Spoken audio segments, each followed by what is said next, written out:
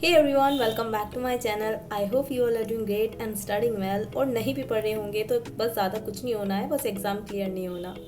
वैसे jokes apart, ये बहुत ज़्यादा सीरियस पॉइंट था जो मैंने आप लोगों को जोक में बोल दिया। चलो अपने दिन की शुरुआत करते हैं सेम रूटीन के साथ। और रूटीन में वही है कि बायो की डीपीपी सॉल्व करनी है, देन उसके बाद मुझे करनी है अपनी एनसीईआरटी के नोट्स जो सर क्लास में कराते हैं, एंड देन उसके साथ मुझे अपने ये हैंड रिटन एनसीईआरटी के नोट्स भी करने हैं। सो पता है जैसे जैसे अभी मतलब हमारी विंटर्स आ रही हैं, तो पता है तुम में से भी काफ़ी स्टूडेंट ऐसे करते होंगे। लाइक सुबह में उठना है, मुझे अलार्म लगा दिया, थोड़ी देर बाद उठेंगे, थोड़ी देर बाद उठेंगे, और उठते उठते वो हमारा मॉर्निंग का पूरा टाइम ख़राब हो जाता है। एंड फिर उसके बाद क्या करते हैं, अरे आज तो हम देर से उठे हैं, तो अब दिन को कैसे यूटिलाइज करेंगे, हमारा तो दिन ख़राब हो गया, फिर उस दिन को भी ख़राब कर देंगे। फिर क्या सोचेंगे ना, अरे सुबह में जल्दी उठना है, अलार्म सेट कर देते हैं इतने बजे का, और फिर वही सेम रूटीन होता है एंड उसमें फिर उठना नहीं होता, और इसी तरीके से हमारे दिन गुजर जाते हैं। एंड फाइनली हमारा आता है फैब। मैं फैब इसलिए बोल रही हूँ कि जब हमारा नवंबर स्टार्ट होता है ना, तो जस्ट उसके बाद ना हमें दिसंबर का नहीं पता चलता एंड जनवरी का नहीं पता चलता, फिर उसके बाद सीधा फैब में हमें आँखें खुलती हैं, यार हमारा इतना सारा टाइम वेस्ट हो गया।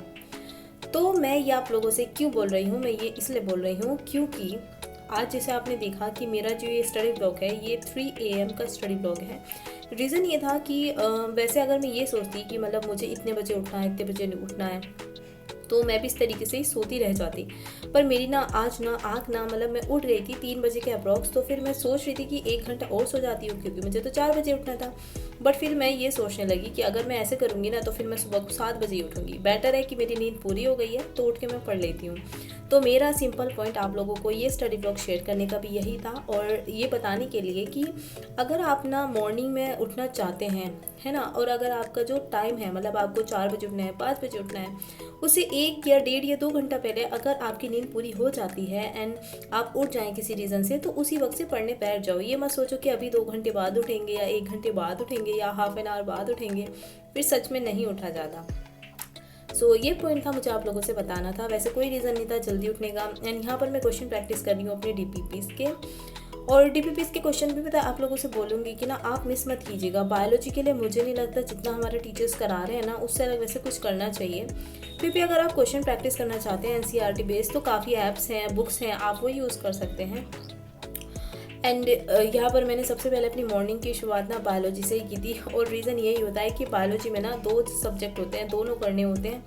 एंड अगर वो मैं नहीं करती तो फिर ऐसा लगता है मैंने कुछ नहीं पढ़ा। तो यहाँ पर मेरी बायोलॉजी कंप्लीट हो गई है। अब मैं करूँगी अपने फिज़िक्स के नोट्स का रिवीजन, और हमारा संडे में फिर से शॉर्ट प्रैक्टिस टेस्ट है। तो जैसे मैंने लास्ट वीडियो में ना आप लोगों से अपना स्कोर भी शेयर किया था, और मैंने पूछा भी था कि आप में से जैसे कौन टेस्ट नहीं दे रहा है, तो मुझे बताया भी था आप लोगों ने, काफ़ी ने, कि हाँ हम दे रहे हैं या फिर हम नहीं दे रहे। तो जिन लोगों का बैकलॉग है, पहली बात तो मैं उन लोगों से बोलूँगी आप जितना जल्दी हो सके अपना बैकलॉग कवर करो before the end of this year. मतलब दिस ईयर में कितना टाइम रह गया यार, 1 मंथ ही रह गया है। तो उससे पहले पहले अपना बैकलॉग कवर कर लो, सो दैट आप टेस्ट दे सको। क्योंकि जब तक आप टेस्ट नहीं दोगे तो आप खुद को एनालाइज नहीं कर पाओगे ना कि आपने जो पढ़ा है वो कितने अच्छे से आपको आता है। एंड जो सिर्फ ये दे रहे हैं कि हमने फिजिक्स का नहीं दिया, केमिस्ट्री का दे रहे हैं या बायोलॉजी का दे रहे हैं, तो एग्ज़ाम में ना तीनों ही सब्जेक्ट आने हैं, और आपकी रैंक, आपके मार्क्स तीनों ही सब्जेक्ट डिसाइड करेंगे। तो किसी को इस तरीके से ट्रीट मत करो कि अगर तुम उसको अभी यहाँ पर इग्नोर करोगे, एग्ज़ाम के दिन वो तुम्हें इग्नोर करेगी। ये सिंपल सा पॉइंट है लाइफ के लिए भी और एग्ज़ाम के लिए भी। तो इसलिए तीनों सब्जेक्ट को आप इक्वल इंपॉर्टेंस दो। ऐसे नहीं बायोलॉजी को बहुत ज़्यादा दे रहे हो या फिजिक्स को दे रहे हो, केमिस्ट्री को इग्नोर कर रहे हो, मत करो ऐसे। क्योंकि नॉर्मल लाइफ में भी आप जिसको इग्नोर करते हैं ना, कुछ दिन बाद वो आपको इग्नोर करने लगते हैं, है ना। तो ये पॉइंट था। और उसके साथ ना मुझे एक पॉइंट और बोलना था। ये बोलना था कि जैसे ना आपके ना टेस्ट में जो भी स्कोर आए ना, तो वो मार्क्स ना आप कमेंट सेक्शन में ज़रूर से शेयर करें। वो हेल्प करेगा और स्टूडेंट की भी। एंड ये मेरा मॉर्निंग का ब्रेकफास्ट है, सिंपल सैंडविच और सॉस के साथ मैंने लिए हैं। देन ये इतनी सारी मेरी चाय जो मैं नॉर्मली पीती हूँ।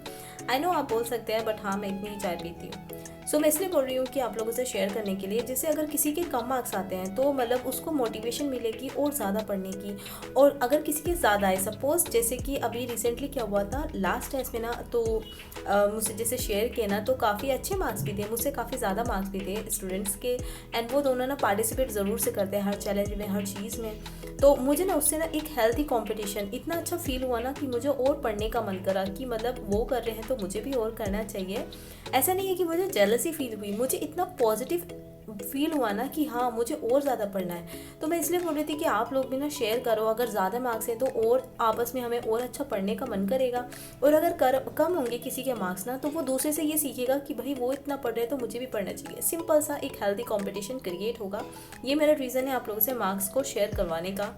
एंड यहाँ मैं कर रही हूँ अब अपनी केमिस्ट्री। और केमिस्ट्री में वैसे हमारी देखो फिजिकल ऑलमोस्ट डन हो चुकी है, और जिनका बैकलॉग है उनको तो ये कवर करनी चाहिए।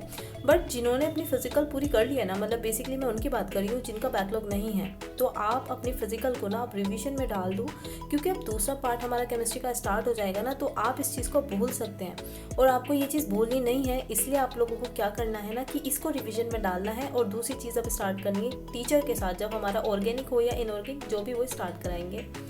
एंड ये मैंने ना बाद में शूट किया था, बीच में मैंने काफ़ी जो टाइम था ना वहाँ मैंने शूट नहीं किया था, इसलिए आप देख रहे होंगे मैं दोबारा से चाय पी रही हूँ। एंड मैं इस चीज़ को क्लियर इसलिए कर रही हूँ, कभी आप बोले कि आप कितनी चाय पीते हैं बैक टू बैक नहीं है, ये दोपहर का टाइम है तो इसलिए। एंड अब हमारा मंडे से नेक्स्ट चैलेंज स्टार्ट होने वाला है। कौन सा चैलेंज है? तो जी चैलेंज ये है कि हमें क्वेश्चन प्रैक्टिस करने हैं डेली। जैसे अभी हमारा जो पहला चैलेंज था वो 4 AM स्टडी था। देन सेकंड चैलेंज हमने उसके अंदर इंक्लूड किया है कि हमें 6 आवर्स स्टडी करने हैं। एंड आई होप आप लोग कर भी रहे होंगे, और नहीं कर रहे तो प्लीज़ ज़रूर से ट्राई करें इस चीज़ को। अब जो थर्ड चैलेंज है वो ये होने वाला है कि आप लोगों को ट्राई करना है कि डेली फिजिक्स, केमिस्ट्री, बायोलॉजी के ईच सब्जेक्ट के आपको 50 क्वेश्चन प्रैक्टिस करने हैं। अब आप सोचेंगे भाई 50 क्वेश्चन कैसे करें, हमें तो DPPs में 10 या 15 इतने ही मिलते हैं। तो देखो काफ़ी सारे चैप्टर आप लोगों के हो चुके हैं ना, तो आपको क्या करना है, अगर आपके पास वो क्वेश्चन सारे हो चुके हैं और डेली के आपके पास 10 है, तो जो पीछे वाले चैप्टर ना उनमें से 5 या 10, हर चैप्टर में से 5 या 10 सॉल्व कर दो। लेकिन इन टोटल आपको ईच सब्जेक्ट के डेली 50 क्वेश्चन प्रैक्टिस करने हैं। अगर आप ऐसे करेंगे तो देखो पीछे के क्वेश्चन भी आपके रिविजन में रहेंगे और आपकी प्रैक्टिस मेंटेन रहेगी। तो इन टोटल आपको डेली 150 क्वेश्चंस करने हैं। एंड यहाँ पर मैं कर रही हूँ अपने शॉर्ट नोट्स का रिवीजन, और मैं आप लोगों को भी यही एडवाइस करूँगी कि ट्राई करो शॉर्ट नोट्स बनाना अभी से ही, और ना डेली इसको रिवाइज भी करो। मतलब जिस चैप्टर के आपके कवर हो जाए ना शॉर्ट नोट्स, उसको रिवीजन में डाल दो। एंड ये DPs हैं, अब मैं इस बायोलॉजी की दोबारा से DPs कर रही हूँ, मतलब बॉटनी जूलॉजी दोनों अलग अलग होते हैं, तो मैं बीच में गैप ले लेती हूँ, कंटिन्यू नहीं करती। और ये मेरा पिटारा है जिसमें से मैं निकाल रही हूँ अपने पेन। बेसिकली मुझे मैसी चीज़ें बिल्कुल नहीं पसंद है, मतलब आप बोल सकते हैं OCD टाइप, मुझे बिल्कुल नहीं पसंद कि आसपास मैस हो, इसलिए मैंने उसको छुपा के रख दिया था टैब के अंदर। एंड फाइनली मैंने आप लोगों से शेयर कर दिया था, ये काफ़ी सारे कलरफुल पेन हैं। आप मुझसे पूछते रहते हैं कि आपके वो पेन कहाँ से आए, वो पेन कौन से हैं, ये बता दो। तो मैं किसी ब्लॉग में ना प्रॉपरली आपको जो मेरा स्टेशनरी है ना, मैं आप लोगों से शेयर कर दूंगी कि ये स्टेशनरी यहाँ से है, ये स्टेशनरी है, अलग अलग मैं नहीं बता सकती। एंड यहाँ पर मैं अपने क्वेश्चन ही प्रैक्टिस कर रही हूँ, तो मैं आप लोगों से बोलूँगी कि प्लीज़ इस चैलेंज में भी पार्टिसिपेट करो और कमेंट में ज़रूर से लिखना। So see you all in my next blog, till then bye everyone.